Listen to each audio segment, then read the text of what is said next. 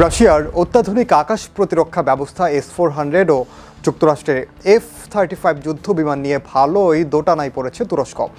Russia থেকে S-400 কেনার পর মার্কিন চাপে পড়েছিলেন তুর্কি প্রেসিডেন্ট রিসেপ তাইপ এরদোয়ান।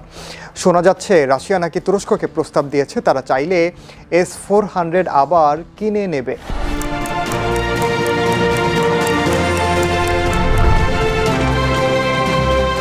তুরস্কের একটি সংবাদ মাধ্যম দাবি করেছে রাশিয়ার কাছে পর্যাপ্ত মজুত নেই এবং অন্য ক্রেতাদের কাছে বিক্রি করার জন্য তারা তুরস্কের হাতে থাকা S-400 ফেরত নিতে চায়।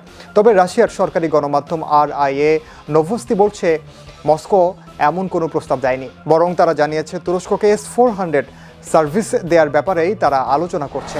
যদিও এসব তথ্য এখনও নিশ্চিত নয়, তবে এই খবরে নতুন করে জল্পনা তৈরি করেছে তুরস্ক কি সত্যি S-400 ফেরত দিয়ে আবার F-35 পাওয়ার চেষ্টা করবে? কোনটার কি গুরুত্ব তাই জানাবো এবারের দৃশ্যপটে। সঙ্গে আছি আমি ওমর ইনার।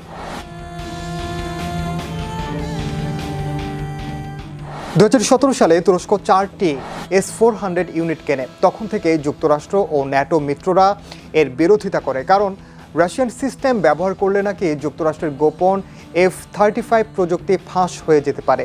তুরস্ক সতর্কবার্তা উপেক্ষা করে 2019 সালে প্রথম চালান নেয়, যার ফলাফল ট্রাম্প প্রশাসন তুরস্কের উপর নিষেধাজ্ঞা দেয়। সেই সঙ্গে F-35 প্রোগ্রাম থেকে তুরস্ককে বের করে দেয়। এতে তুরস্কের আধুনিক যুদ্ধ বিমান কেনার স্বপ্ন ভেঙে যায়। অবাক করা বিষয় হলো তুরস্ক এখন পর্যন্ত S-400 সক্রিয় করেনি বা ব্যবহারও করেনি। অনেকে বলেন তুরস্ক আসলে এই অস্ত্র কিনেছিল ন্যাটোকে দেখানোর জন্য যে তারা স্বাধীনভাবে সিদ্ধান্ত নিতে পারে এবং চাইলে রাশিয়ার সঙ্গেও হাত মেলাতে পারে।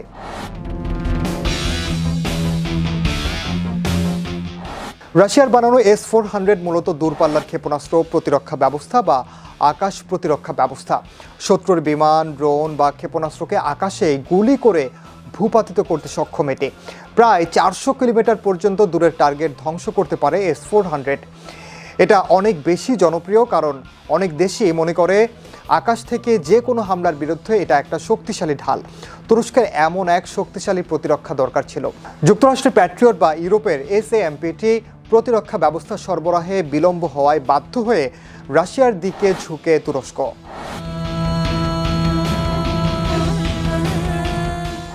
যুক্তরাষ্ট্রের বানানো F-35 লাইটনিং II মূলত পঞ্চম প্রজন্মের স্টেলথ যুদ্ধ বিমান। এর বিশেষত্ব হলো এটি রাডারকে ফাঁকি দিতে পারে, অর্থাৎ শত্রুরা এটিকে শনাক্ত করতে পারে না, যেটি মূলত স্টেলথ টেকনোলজি। আকাশ থেকে আকাশে এবং আকাশ থেকে ভূমিতে দুই ধরনের আক্রমণেই চালাতে পারে F-35। শত্রুর এলাকায় ঢুকে গোপনে হামলা চালাতে পারে এই বিমান। গ্রিসের সঙ্গে প্রতিদ্বন্দ্বিতায় লিপ্ত তুরস্ক। গ্রিস এরই মধ্যে রাফাল আর F-35 কিনেছে, তাই তুরস্কও সমান শক্তির বিমান চায়। তুরস্ক এখন নিজস্ব প্রতিরক্ষা ব্যবস্থা তৈরি করছে, যার নাম দিয়েছে স্টিল ডোম। এই নেটওয়ার্কে সব সিস্টেমকে একসাথে কাজ করতে হবে, কিন্তু S-400 যেহেতু রাশিয়ান তাই এটাকে ওই সিস্টেমে জুড়তে পারছে না। তুরস্ক এখন F-35 যুদ্ধ বিমান চাইছে, বিশেষ করে গ্রিস যখন ফ্রান্সের রাফাল আর যুক্তরাষ্ট্রের F-35 কিনছে। তাই প্রতিদ্বন্দ্বীকে ঠেকাতে তুরস্কেরও একই রকম উন্নত বিমান দরকার। যুক্তরাষ্ট্র বারবার বলছে F-35 চাইলে তুরস্ককে আগে S-400 ত্যাগ করতে হবে। এমনকি কিছু বিশ্লেষক মনে করেন তুরস্ক যদি শুধু তাদের সেই ক্ষেপণাস্ত্রগুলো গুদামেও রেখে দেয়, এরপরও যুক্তরাষ্ট্র সেটি মানবে না, বরং পুরোপুরি সরাতে হবে। তুরস্কের সাবেক এক মন্ত্রী বলেছিলেন তুরস্ক চাইলে S-400 ভারত বা পাকিস্তানের কাছে বিক্রি করতে পারে। তবে সমস্যা হলো রাশিয়ার অনুমতি ছাড়া তুরস্ক কোনো তৃতীয় দেশকে এটা বিক্রি করতে পারবে না। তাই যদি বিক্রি করতেই হয় তবে একমাত্র রাশিয়ার কাছেই ফেরত দিতে হবে। আর তখন রাশিয়া চাইলে সেটা ভারতের কাছে পাঠাতে পারে। ভারত আগেই 5টি S-400 কেনার চুক্তি করেছে, কিন্তু এখনও পুরো সরবরাহ পায়নি। পাকিস্তানের সঙ্গে সাম্প্রতিক সংঘাতের পর ভারত আরও দ্রুত এগুলো পেতে চায়। যদি তুরস্কের সিস্টেম ফেরত যায় রাশিয়ার হাতে, তবে হয়তো রাশিয়া ভারতকে দ্রুত তা দিতে পারবে।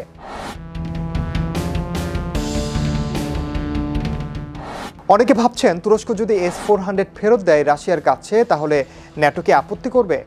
বেশিরভাগ বিশ্লেষক মনে করেন না, কারণ এটা রাশিয়াকে অস্ত্র দেয়া নয়, বরং আগের বিক্রিত জিনিস ফেরত নেয়া।